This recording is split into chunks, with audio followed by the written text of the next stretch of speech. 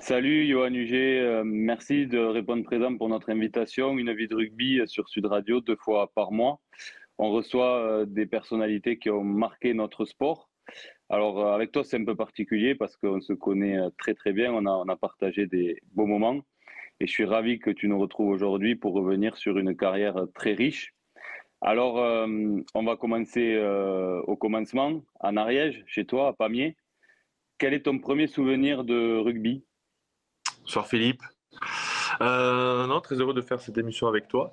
Écoute, mes premiers souvenirs de rugby, je pense qu'ils sont comme de nombreux joueurs aujourd'hui et qui ont arrêté, c'est de retrouver les copains le samedi, de prolonger un peu l'école le samedi sans avoir des contraintes de scolaire, on va dire, et de prendre du bon temps, surtout ces retours en bus, des chansons pendant 3 heures, au-delà des tournois que tu peux faire. Donc ça, c'est le commencement donc à Pamiers et tu restes finalement longtemps à Pamiers malgré tes qualités. Tu rejoins le Stade Toulousain assez tardivement. Et comment ça se passe cette arrivée au Stade Toulousain? C'était une évidence pour toi? Ouais, il faut savoir que je m'endormais tous les soirs avec les cassettes de matchs du Stade Toulousain qu'on enregistrait avec mon beau-père et du coup je mettais ça en fond le soir pour m'endormir. Donc comme à Pamiers c'est à 30 minutes de Toulouse, on est assez proches, on est quand même voisins et c'est on va dire le chemin que tout le monde souhaite prendre à un moment donné dans sa vie où essaye de rentrer au Stade Toulousain avec plus ou moins de réussite. Et à un moment donné, ma mère me dit, écoute, tu as des qualités, on doit essayer d'aller plus haut. Moi, je ne voulais pas. Je voulais rester bien sûr avec les copains, à Pamiers, essayer de gagner contre tout le monde, de gagner surtout un derby contre Saverdun, Saint-Giron. Voilà, c'était bien plus important que d'aller au Stade Toulousain à mon époque. Elle a un peu forcé le truc et on y est allé, ça s'est bien passé. Et puis me voilà rentré dans le système.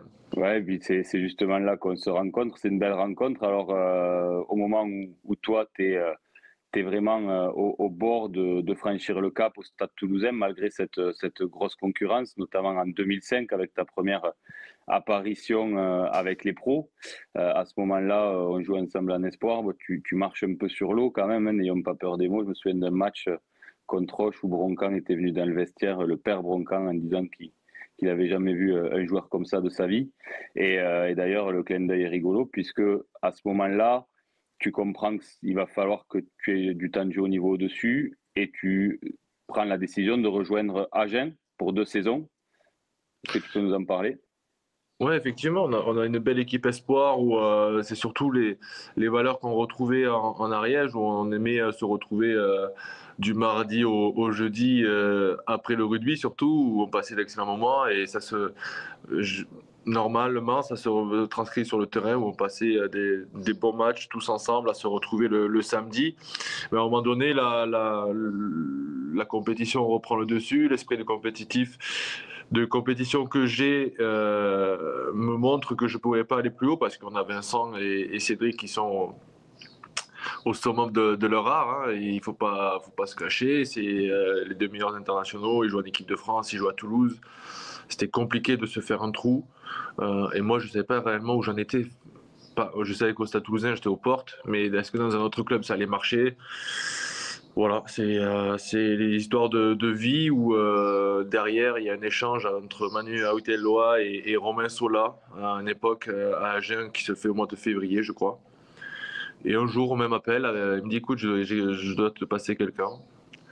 Et c'est Monsieur Broncan qui m'appelle, Henri Broncan, et derrière, voilà, il me fait comprendre que je suis important. Voilà, comme dans tout recrutement, il a les bons mots et c'est un excellent orateur, quelqu'un à qui tu peux avoir confiance.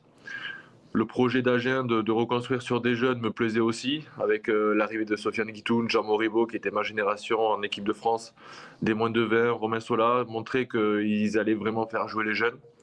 Et à partir de ce moment-là, c'est une histoire aussi d'amitié. J'ai rejoint aussi Romain Sola parce qu'on passe énormément de temps ensemble. Je le rejoins à Agen et on est parti pour 2 belles années. Ouais, de belles années avec un record de meilleur marqueur d'essai pour toi. Et là, on voit que tu exploses vraiment. Et puis ensuite, tu rejoins Bayonne, où tu vis des moments forts aussi, où là, tu te révèles vraiment au plus haut niveau, où tu découvres l'équipe de France. Donc, on va y revenir. Et puis, il y a ce retour au Stade Toulousain. On va passer un peu vite et on va repartir sur l'équipe de France.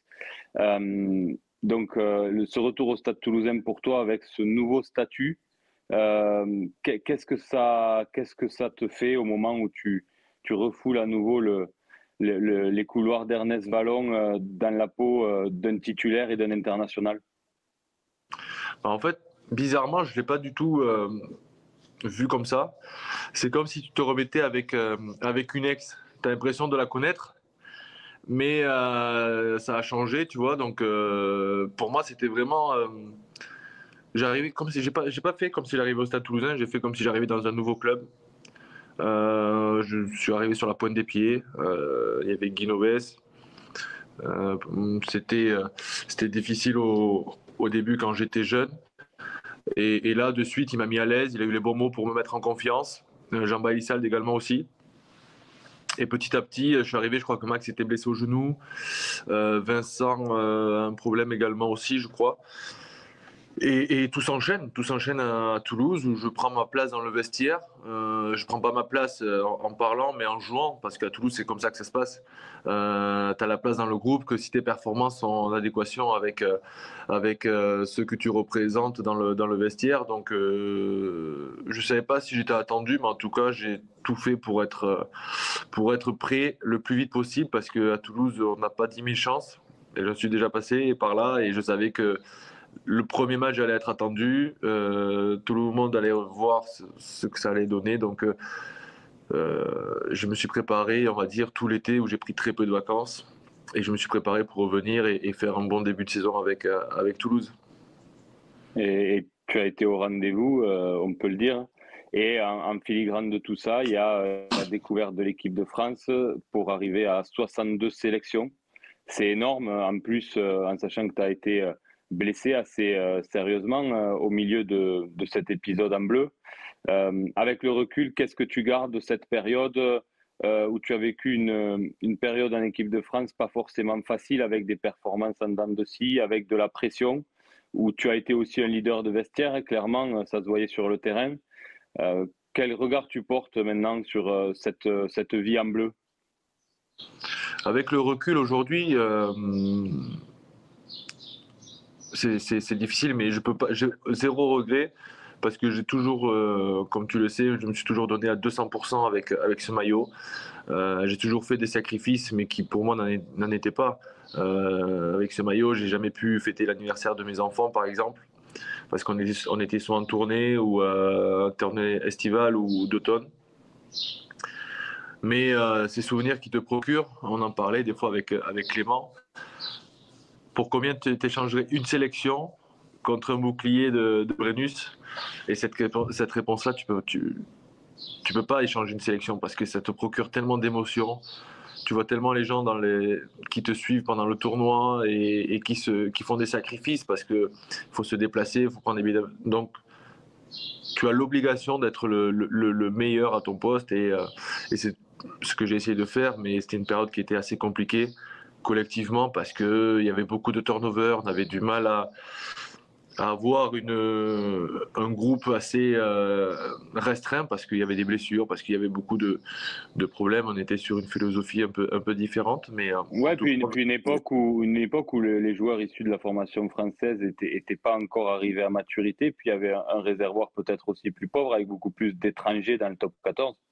ouais, c'est exactement ça. C'est exactement ça, où on était à certains postes un peu en pénurie. Donc, il fallait des fois naturaliser des garçons au détriment de d'autres.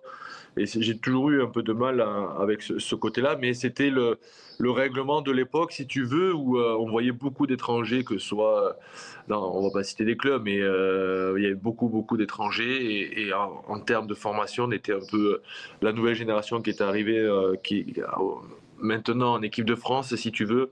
Elle est beaucoup plus affirmée parce qu'elle joue beaucoup plus, mais des fois on voyait des garçons qui jouaient 2-3 matchs en top 14, et ils arrivaient de suite en équipe de France. Donc on se disait, il va manquer quelque chose, quoi. Ouais, alors Johan Huget, pour ceux qui nous prennent en cours de route, on est ensemble pour une vie de rugby.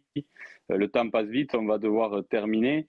On parlait justement de cette vie en bleu et de ce sens du devoir et de cette responsabilité que tu as toujours eue. Et ça, pour bien te connaître, tu l'as eu très très jeune. Et ça va au-delà de l'esprit de compétition. On a fait il y a quelques mois un événement avec des gamins pour parler de ce que c'était que l'engagement. Je pense que tu en es un très bel ambassadeur par rapport à tout ce que tu as donné sur le terrain dans les clubs où tu es passé et en équipe de France. Pour terminer, on sent que ça, c'est important pour toi dans la relation à tes enfants, ce rapport à la transmission. Euh, que- que- Pourquoi tu as à ce point ce besoin-là? Tu sais l'expliquer, on terminera là-dessus. Cette volonté de passer le témoin, et on l'a vu aussi au Stade Toulousain, tu as pris ce rôle très à cœur. Oui, c'est vrai, on a eu quelques différends avec Hugo par rapport à ça, parce que c'est une institution et l'institution, elle se respecte. Et, euh, et pour moi, c'était les anciens déjà qui m'ont transmis ça. Donc j'avais une responsabilité vis-à-vis des anciens qui m'ont transmis les valeurs de cette institution, que ce soit Didier, Vincent, Yannick, Nyanga. Voilà, c'était un respect à avoir envers le club qui nous a amenés là où on est, et que rien n'est acquis dans le sport ou dans la vie, et qu'il faut toujours travailler. Donc voilà, c'est pas parce qu'on met un pied au Stade Toulousain qu'on est de suite un joueur du Stade Toulousain, tout comme en équipe de France. Il faut prouver à chaque match, à chaque sortie, qu'on mérite notre place, qu'on a la chance d'être là, parce que c'est une vraie chance. Aujourd'hui, quand tu arrêtes, tu t'aperçois que c'était vraiment une chance d'avoir cette vie-là, de sacrifier certains moments de famille pour en donner à d'autres. Écoute, c'est une très belle conclusion. J'aurais pu aborder beaucoup d'autres choses, la fin de carrière, ce renouveau avec cette nouvelle vie étudiante où le rugby va rester quand même en toile de fond. En tous les cas, je te remercie pour tout ce que tu as donné au rugby, d'énergie, de belles images et de belles valeurs. Et moi, je garde en tête de très très beaux souvenirs qui resteront entre nous, mais que j'oublierai pas. T'as été très bon, Philippe. Je t'embrasse. Bonne journée, merci. Ciao.